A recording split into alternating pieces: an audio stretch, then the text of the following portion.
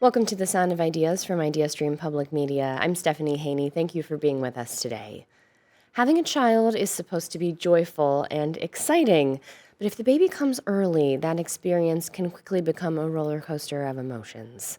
It could mean the baby doesn't get to go home right away, but instead needs to spend time in the neonatal intensive care unit, or NICU, which could leave parents feeling scared, anxious, even isolated, as they have to watch their child from a distance for days, weeks, or even months.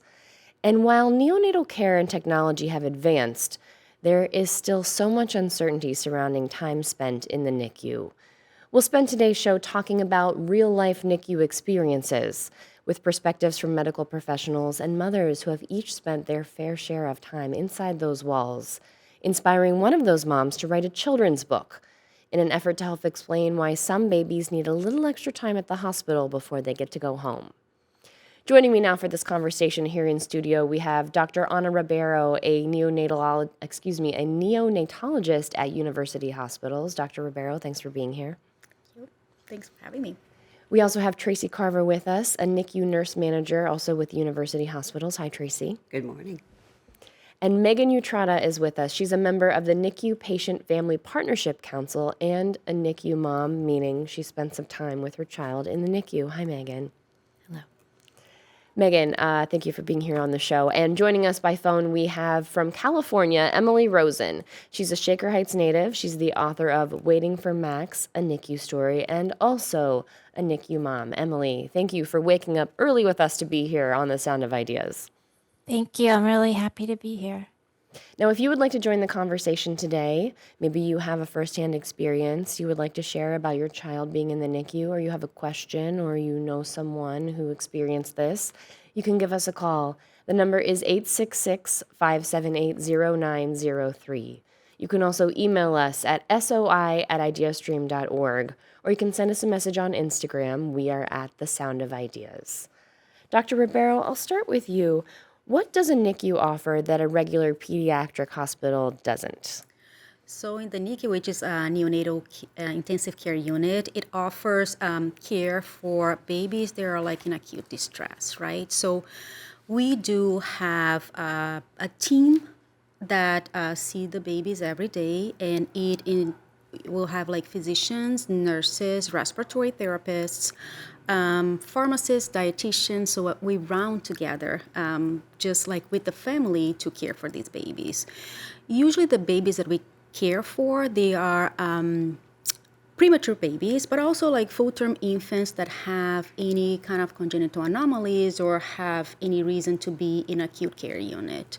So we care for babies that need to help to breathe, even by just like pressure in their nose or by like having a machine breathing for them. The goal is always to grow these babies, have them mature and heal themselves so they can go home safely and happy to their families. We also do support the parents. I always feel that taking care of a baby in the NICU means also take care of their families. Everything, I see everything as like a thing that we have to do together.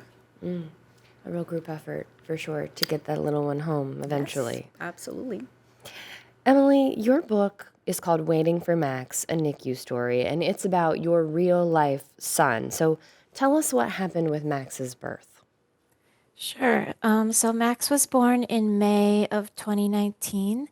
He was due at the end of June, but when I was 34 weeks pregnant, one morning, my water broke unexpectedly, and my husband and I rushed to the hospital, and in labor and delivery, one of the nurses said, "You're not leaving without having your baby." So immediately was very scared as a first-time parent, especially this, was not how we planned or expected things to go.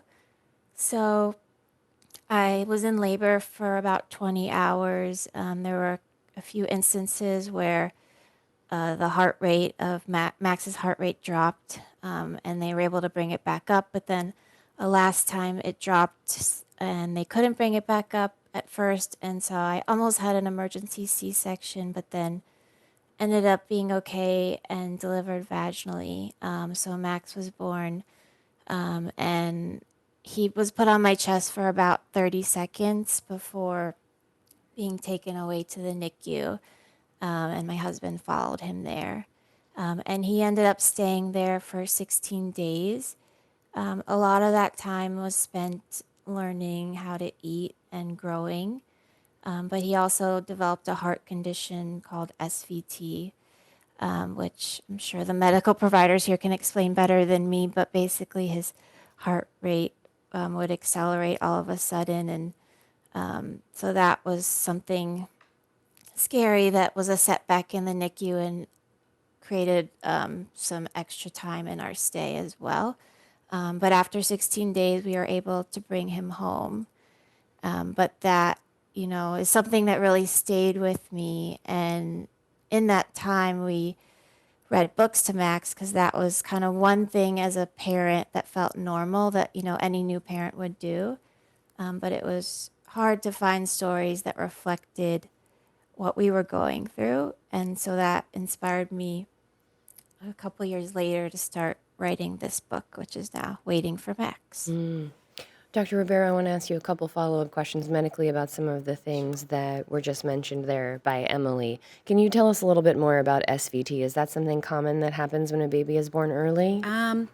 It is common at this population, not exactly like in full terms of premature babies. It can happen with any babies, and this is something that we pick up because of the heart rate like really accelerates. It's called like supraventricular tachycardia. This usually resolves within months or like few years, but when a baby has this and decompensate, meaning like needing help to breathe, needing help with their blood pressures, there are medications for that, and there are maneuvers that we can do to overcome this specific SVT. Tracy, she also mentioned having the baby on her chest for just 30 seconds there.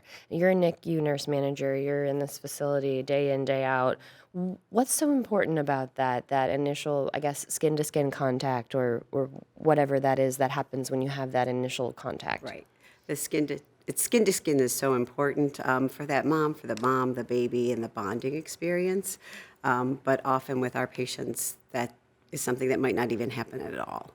So it's something that the delivery team is looking for, and if there's an opportunity, the baby looks okay, they will allow it for a brief period of time for them, the NICU team, to come on, take a look at the baby. Otherwise, sometimes moms don't even get that opportunity if the baby needs immediate help. Why is that so important if you can do it? I think it's that initial moment for the mom, because that's something that I think all moms, when you're going to have your baby, that's something that you wait for.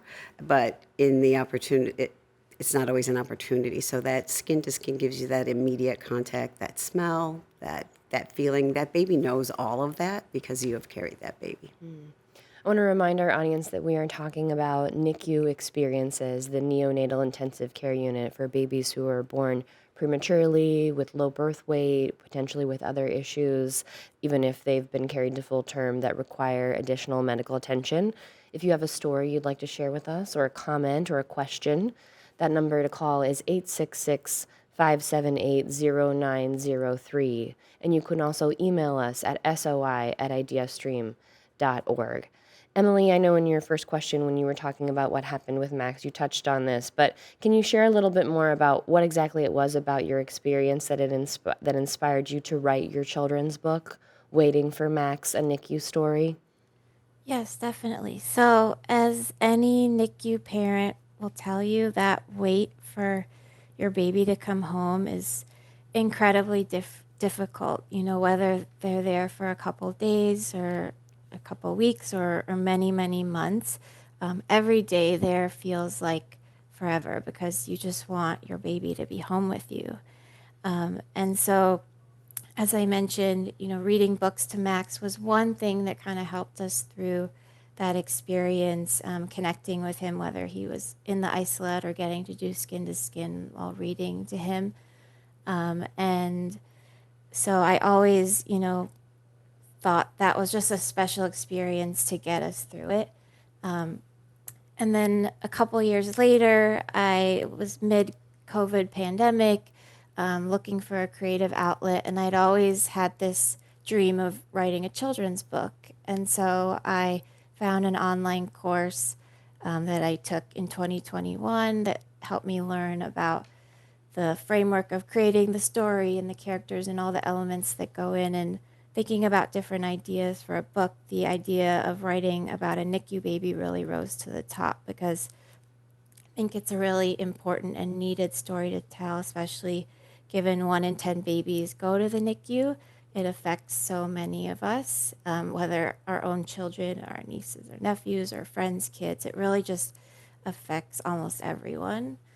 And so I wrote this story, and kind of in thinking about the perspective of the story, is my first child, so he didn't have an older sibling. But in talking to people about this idea, it became clear that this story, obviously it's great for families and to read to the NICU baby themselves, but it's also really important for older siblings, older cousins, any other kids in a baby's life that are waiting for that baby to come home but don't really understand what's going on, have a lot of questions, have a lot of feelings about it. And so the older sister in the book, Louise, is basically a reflection of me and my feelings of waiting and desperately wanting Max to come home, but written from the perspective of a child. And, she uses her own imagination to kind of think of her own ways to bring him home. Thanks for sharing that with us, Emily. Now, Megan, you also had a child that spent time in the NICU, Rosie. Tell us about what happened for you. So, similar to Emily, my water did break early, except I was 1 day shy of 22 weeks pregnant. So, completely out of nowhere, I had a perfectly normal, not high risk pregnancy up until that point. And for whatever reason, I had my water break, ended up inpatient in the hospital for about a month. And at that point, you just really hope every day that you don't go into labor. Was very fortunate to get that extra almost 4 weeks. And then at 25 weeks exactly, I went into active labor. Was in labor and delivery for about 2.5 days. And then Rosie was born on August 26th. I was due December 5th. Oh, wow. So like when you say it that way, you can really, yeah, she was quite early. So she was 1 pound, 9 ounces and 11 inches long. So she was a teeny baby. Dr. Ribeiro, I'll ask you, is there anything that would explain why something like that might happen? Someone's water might break so early at 22 weeks along. Couple of things. One could be infection. So I'm sure Megan was in the hospital for the whole time and she probably received some antibiotics. Sometimes it's hard to prove, and sometimes there's like no rhyme and reason, to be quite honest. It's something that there's a lot of people looking into, but we haven't had an answer yet and to how to prevent that. And Megan, I know we're talking about the NICU now, but what was that month like for you in the hospital when you were staying there while you were just hoping that you would continue to keep your baby inside of you growing as long as possible? It was very difficult. I am eternally grateful to the amazing nurses on that floor. They were just so supportive, and it's incredibly scary. And you're hopeful, you're praying, and there's just really nothing that's in your control, which is a tough place to be in. So I have a background in art, and I just leaned in real heavily to arts and crafts and started making things for Rosie. It was Christmas in August in there. I was making stockings and things like that. And just having my hands busy was really helpful for me. Mm-hmm. And then after you went into the labor and then Rosie ended up in NICU, tell us a little bit about that time period. What was that like? So the first couple weeks were incredibly scary. She was so early, and there are good outcomes at that point, but still you don't know what the trajectory is going to be that early. So at that point, she was on significant support. She had a breathing tube, so a ventilator was breathing for her. And some babies that are born at 25 weeks can be on a ventilator for, months. So we were very fortunate that she was only on the vent for about 10 days. and then was able to have slightly less support where it would be, a mask and then eventually a cannula. So you're waiting, you're watching, you hope for uneventful days where you just are able to go in and do skin to skin. I loved doing that. I did not get the moment of having Rosie on my chest after she was born. She was too sick. So she was whisked away, and I got to see her a few hours later, but I didn't actually get to hold her until she was 5 days old. So, yeah. Dr. Ribeiro, a couple things that Megan mentioned there. She mentioned ventilation, she mentioned a mask, she mentioned a cannula. Can you give us some context into what those things are? So in Rosie's case, Rosie was born at 25 weeks. At 25 weeks, the lungs of the babies are not that mature, so they need significant help to breathe. So a couple of things, probably Rose received some surfactant, which is a medication that we give to the lungs to make it easy for them to breathe and keep the lungs open. That we all kind of produce, but like in an immature baby is hard. And she was probably intubated because she needed help to breathe. So sometimes the musculature is not, most of the times the musculature is not enough for them to breathe by themselves. So it needs some degree of maturation in order to wean this ventilator. And the way that Megan explained was like a ventilator and then a mask. So the mask is just giving pressure, but basically the baby is breathing by her own. And then a cannula, which is just a little bit of oxygen, just a little bit of pressure. So this tells me that she was maturing and we were able to wean her. And how long, Megan, did Rosie spend in the ICU? 126 days. 126 days. Yeah. Half of that was in the NICU and half was in Rainbow's step-down unit, which is still fairly intensive care, but not as significant as in the NICU. So, Okay, yeah. so the step-down unit is a step down from the Yes. NICU in terms of level of care required. Yes. At that point, that's when she was in an open crib. She was no longer in an isolette. She could wear clothes, so she could regulate her body temperature. She was on just the cannula for oxygen. So it's to help parents learn how to care for their baby, their premature baby, and as they're still working out the few things of the baby breathing on their own, learning to eat, being, because up until that point she was being fed through a tube, either through her nose or through her mouth. So helping her learn how to bottle feed and things that would be really important once we got her home. Tracy, can you explain what an isolette is versus an open crib? Sure. An isolette is an incubator, so it's essentially a box that can keep the baby warm. We use, in Rosie's case, humidity, so there's water that humidifies the air, and we regulate the temperature based on what the baby's body's temperature is, so the isolette can monitor the baby's temperature and bring it up and down based on what the baby is showing us.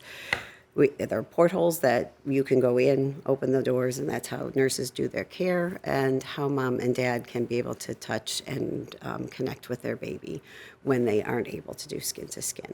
And then the open crib is just essentially like a bassinet. And there's a very steady process that the nurses do that as the baby gets to a certain weight and all of that, we wean out of the isolette, and once they can maintain their temp with very little warmth in the isolette, they go to their open crib. We got an email now from Penny in Parma Heights. Penny writes, "My granddaughter weighed 1 pound 10 ounces when she was born at UH. She spent over 3 months in the NICU. It was frightening, but her family always knew that the staff was caring and working for her welfare. She's now 16, doing well in school and thriving." Penny says, "Thank you to all those folks who worked so hard to help her and guide her parents throughout the ordeal." Penny from Parma Heights, thank you for sharing that with us. And congratulations to your granddaughter thriving, being 16. That's an exciting time, maybe getting that driver's license. Although it seems like the teens aren't that interested in getting the driver's licenses these days. But anyway, I digress. So thank you for sharing that with us, Penny. I want to remind everyone we are talking about NICU experiences, the Neonatal Intensive Care Unit. If you want to give us a call, that number is 866-578-0903. You can also email us at soi@ideastream.org. Now, we've heard Emily's story, and we'll continue to go back to Emily and Megan's story here. And we've heard Megan's story with Emily, 16 days for Max in the NICU. For Megan, 26. 26 days between the NICU and the step-down unit for Rosie. Tracy, what's the longest stay you can remember being a NICU nurse manager? Are you able to share that? Does something come to mind? Oh, over a year. Over a year. When I was a bedside nurse, I had a patient. We celebrated his first birthday, and he was still in the ICU. Do you remember anything about the circumstances in terms of how early that baby was born or what the issue was?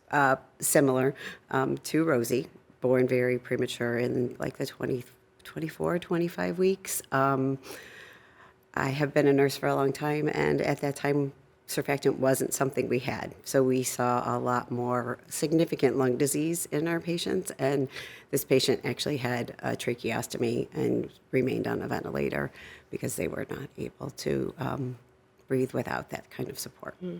But eventually was discharged. Unfortunately not. Was not. Oh, I'm No, sorry.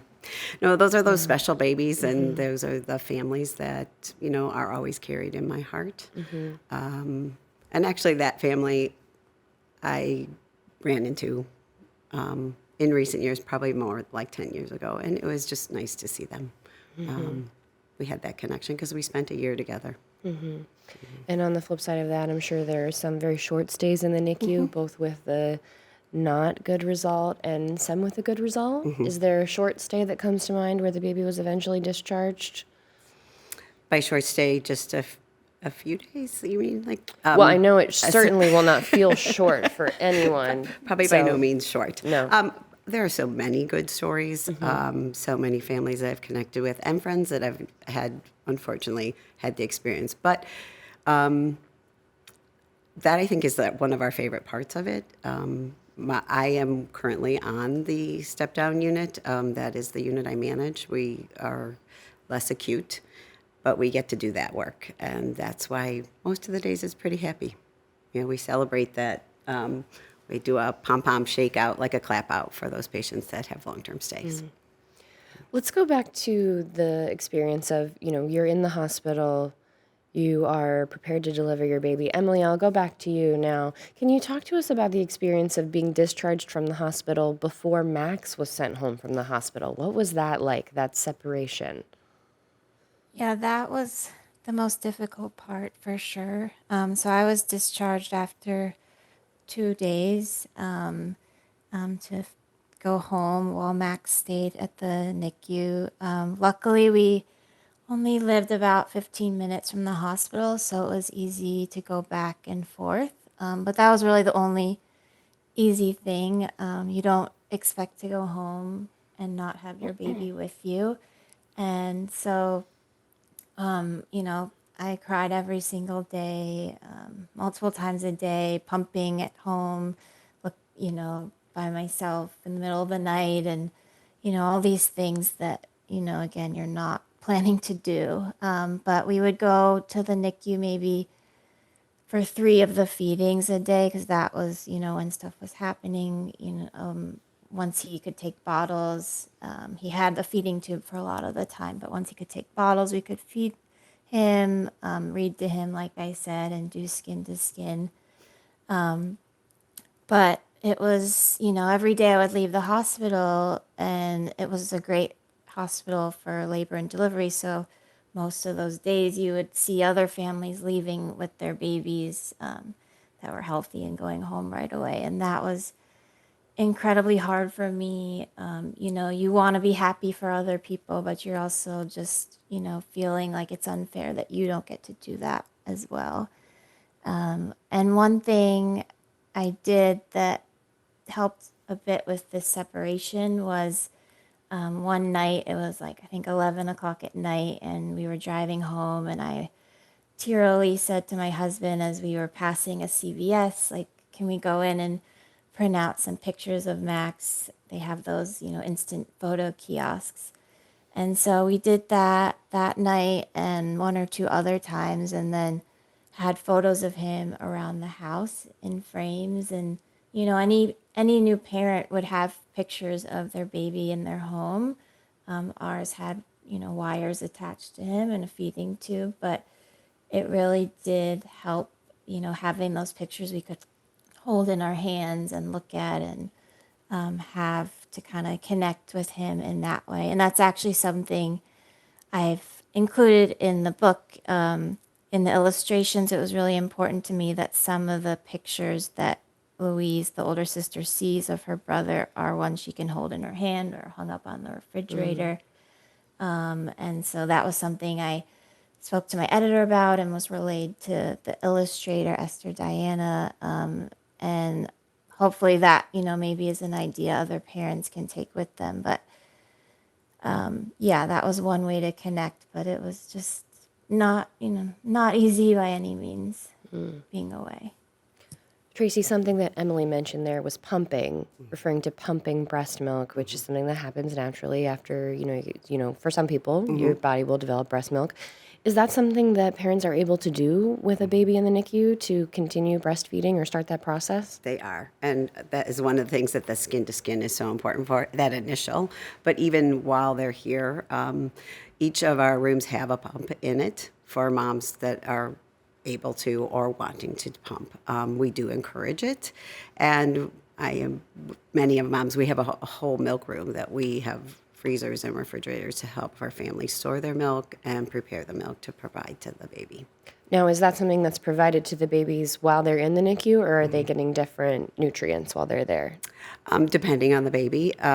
Once they're able to eat, they start out with IV fluids and support from what we call TPN, which is a nutrient-rich and protein and sugar-rich IV fluid. But feeding is the best. So if the baby is able to, we start to feed as soon as possible. Gradually, slowly work up to getting off the IV fluids and then on full mom's breast milk. Okay. Megan, can you share what your experience was like being discharged? You were in the hospital for a very long time, and then you weren't in the hospital, and your baby still was. What was that like for you? Incredibly strange. So I was also only in the hospital about 3 days after Rosie was born. I also had a vaginal delivery, which was wonderful, but I did not need much time to recover. So my husband and I went home. We're about 35 minutes away from Rainbow, so could have been closer. But every day, my husband did not take his leave until after Rosie came home, so he was right back to work, and I still had parental leave. So I would go every morning, try to be there by rounds at around 8, 9 o'clock, stay the entire day with Rosie. My husband would come after work, and then we would spend some time together with her and go home for a late dinner or have dinner there. So we got into a routine. We would call every night before we went to bed, because you can call for an update. And you actually give a code word for your baby. So ours was Winnie the Pooh. No. And so we call and get the update, how's she doing? And every night you're just hoping, please let it be good so I can get some sleep broken by pumping. But and then every morning, same thing. First thing we would do is call and see how her night was. So yeah, I mean, I desperately wanted to bring her home, but I was also terrified to bring her home because she had been so sick and she was receiving such incredible care. And you do develop relationships with the nurses, the doctors, the therapists, everyone in the hospital. We're still in touch with all of her primary nurses and doctors. So it was, when we were discharged, it was also leaving what had become our home for the last 4 months. So it was really kind of mixed, bittersweet feelings when it was homecoming too. I can't even imagine the normal fear of taking home a newborn baby elevated by the fact that you've spent this time with all of this additional care. I want to remind our audience, we are talking about time spent in the neonatal intensive care unit, the NICU, and this is inspired by a new children's book written by Shaker Heights native Emily Rosen. The book is called Waiting for Max, a NICU Story. If you want to give us a call, that number is 866-578-0903. You can also send us an email at soi@ideastream.org. We're going to take a quick break now, and when we come back, we'll continue our conversations about stories from the NICU. I'm Stephanie Haney. This is The Sound of Ideas. We'll be right back.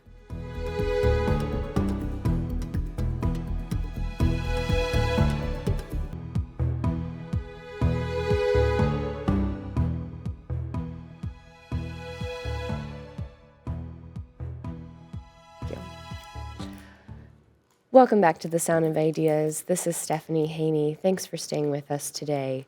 Today we are talking about experiences in the NICU, the Neonatal Intensive Care Unit. And this is because there's a new children's book that inspired this conversation today, written by Emily Rosen. She's a Shaker Heights native, and it's called Waiting for Max, a NICU Story, all about how to explain the wait for a new baby to come home. So thank you very much for being with us for the show today. I want to remind everyone who our guests are. We have Dr. Ana Ribeiro, the neonatologist at University Hospitals.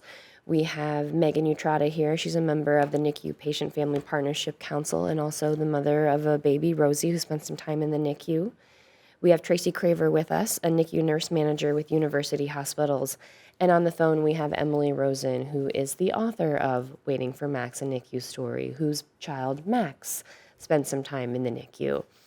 We have an email now from Tommy. Tommy writes, I am the father of a 29-weeker who spent 40 days in the Hillcrest NICU, who is now a healthy, happy 8-year-old. I know many of the panelists, as we all have crossed paths in working for a local nonprofit project, NICU. Oh, Tommy is familiar with the panelists. And he says he wants to thank the panel for sharing their experiences, expertise, and bringing awareness for listeners about our community.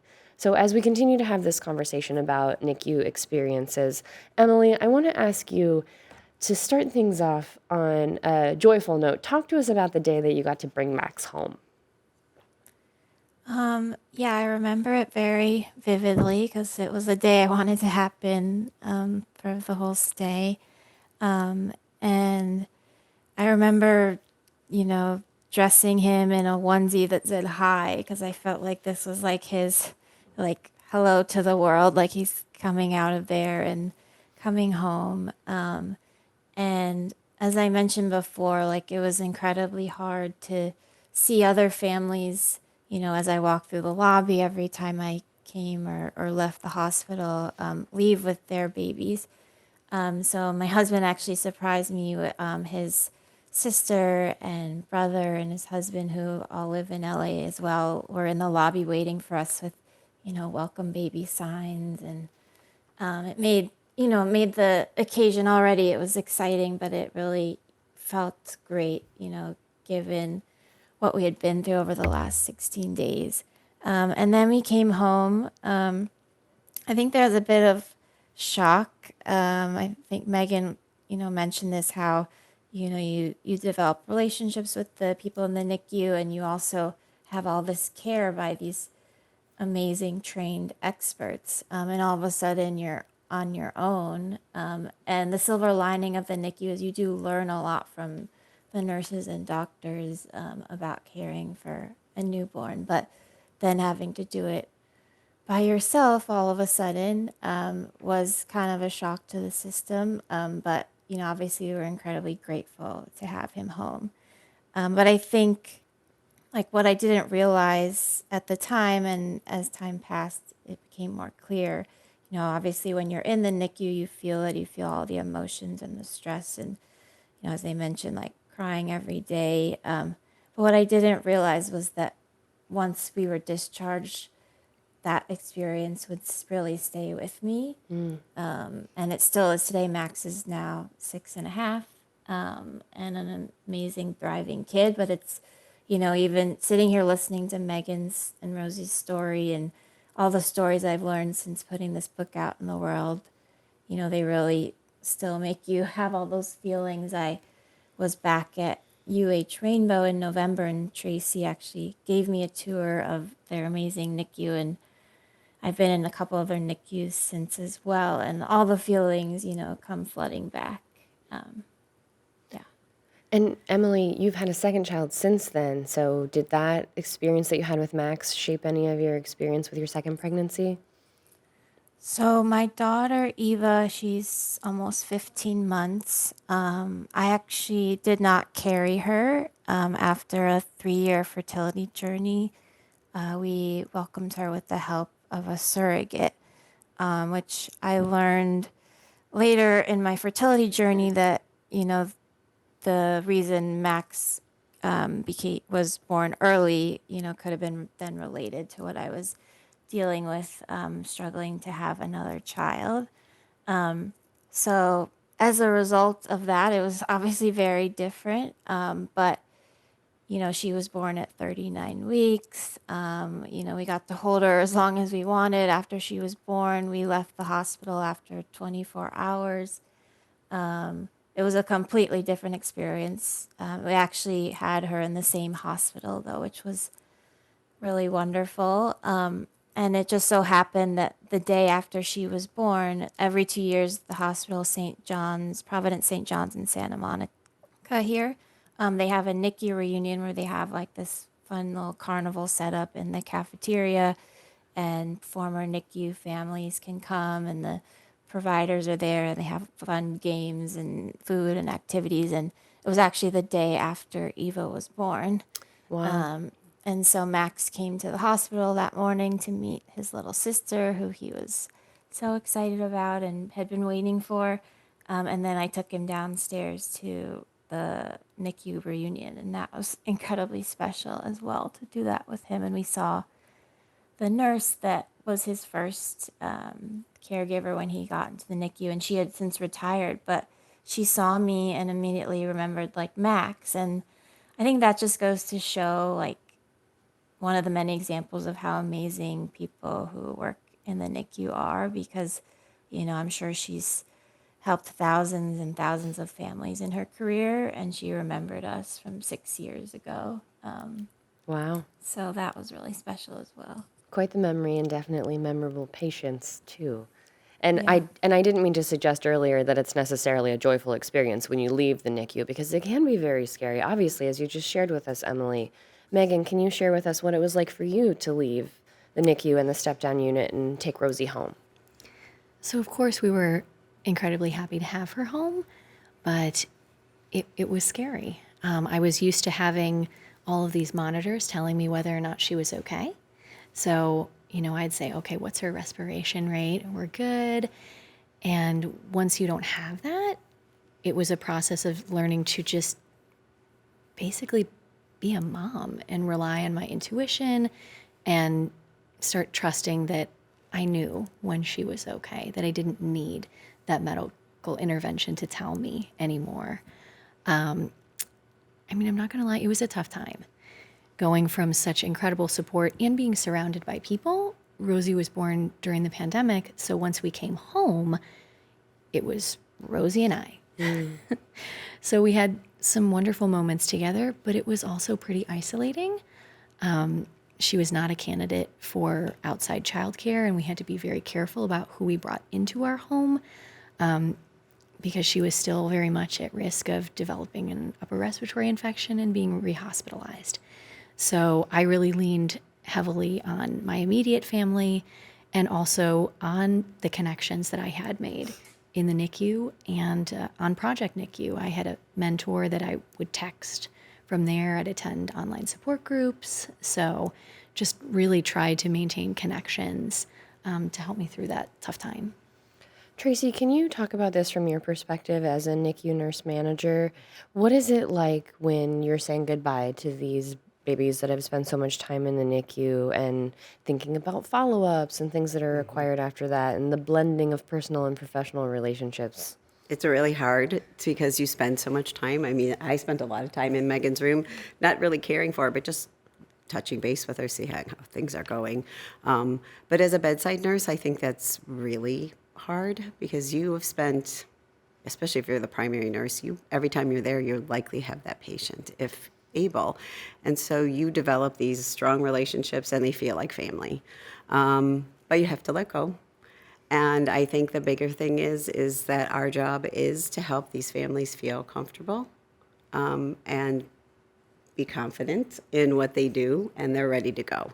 So I think it's bittersweet, probably just it is for them, but also so joyful because we know we have worked so hard to get their baby ready to go home, and they're finally doing it. So I don't know, like any of these stories bring tears to my eyes just over like thinking about all the patients that we have cared for over the years.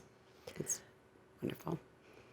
Those follow-ups, when they happen, did they come back to the NICU, or are they then moving on to a pediatrician or some other, maybe the step-down unit or some other space? they're following up with a pediatrician, but they do have some follow-ups in the hospital, and that's when we encourage the families, like, stop up on the unit and come to the door, and we'll all come running out. And those are some of the things that we looked for. And I was excited to hear Emily talk about a party that they had, because we used to do one at Rainbow, and it was something that was really important to me when I was a new nurse, and a bunch of us created it. And as I kind of moved through my journey in different roles, and it got passed on, and we haven't done it in many years, and it was always a fun time. But we also did it in the middle of the winter, which is really not the best time to bring your baby back out.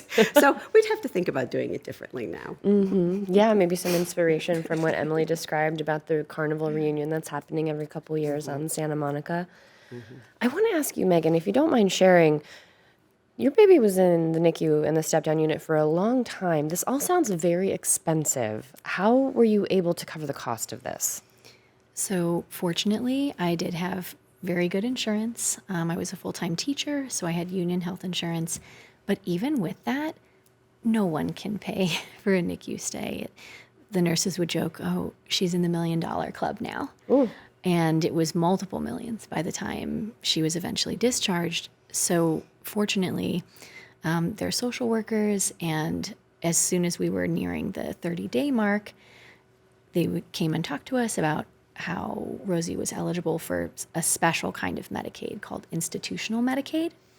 So where your insurance leaves off, institutional Medicaid covers a majority of the cost after that, because it would just be such an incredible financial burden to anyone. So The $1 Million Club. Yeah. That's something quite interesting to think about. And I guess we probably can't quantify how many people probably end up in that $1 Million Club right now. That's wild to think about. yeah, Thankfully that you had that support that you were able to get. yes, absolutely. Dr. Ribeiro, I want to ask you about the concept of adjusted age for a preterm baby now that we're talking about the discharge process and being home. So can you explain that to us? So whenever a baby is born, so let's say Rosie was born at 25 weeks. So every week that passes, we say that she's now at 27 weeks. When she gets to full term, then she's like 40 weeks or full term, but at the same time, she's already like 3 months old, right? Like for being born. So that we call like this like post-menstrual age. It won't really affect kind of vaccination schedule, let's say. They're still going to get their vaccines in the time that they need. We actually start vaccinating in the NICU so we can prevent all the diseases that these babies are much more prone to have, especially like in the winter, like the RSV virus.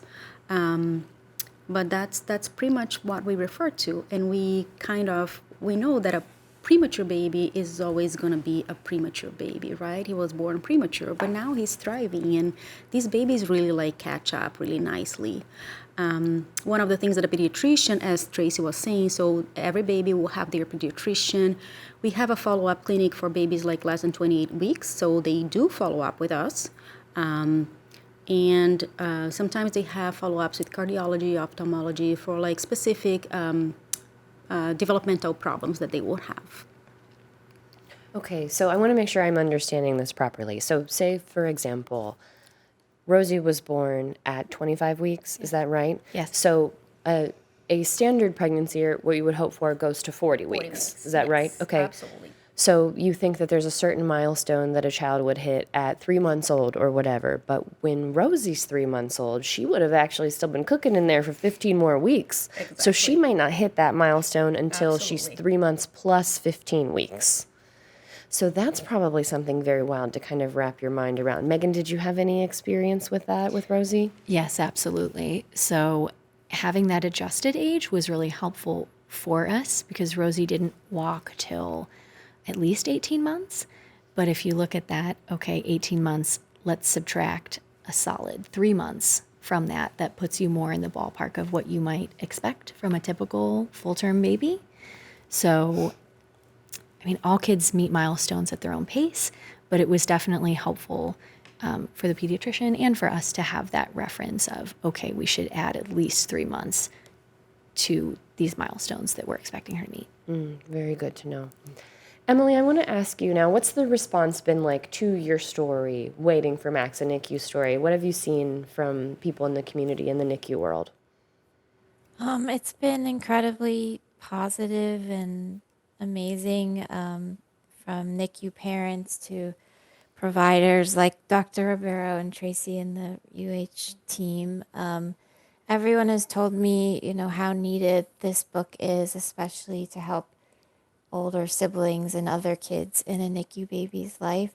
So that's been incredibly rewarding. I've kind of dove into the social media NICU world, which is much bigger than I realized, and just connected with so many other parents. And, everyone is just excited that this book exists. And, friends will say, "Oh, my friend just had a baby that's in the NICU. I'm sending them the book." And just having it as a tool when the time arises has been really helpful to people as a way to start the conversation about it, or to read to the NICU baby themselves. And just seeing the impact, that's why I wrote this book. My goal is to just touch and help as many NICU families as I can. Obviously, my story is just one. And, as you heard just from the two NICU parents on this panel, like there's so many different stories, and the book can only, cover so much, but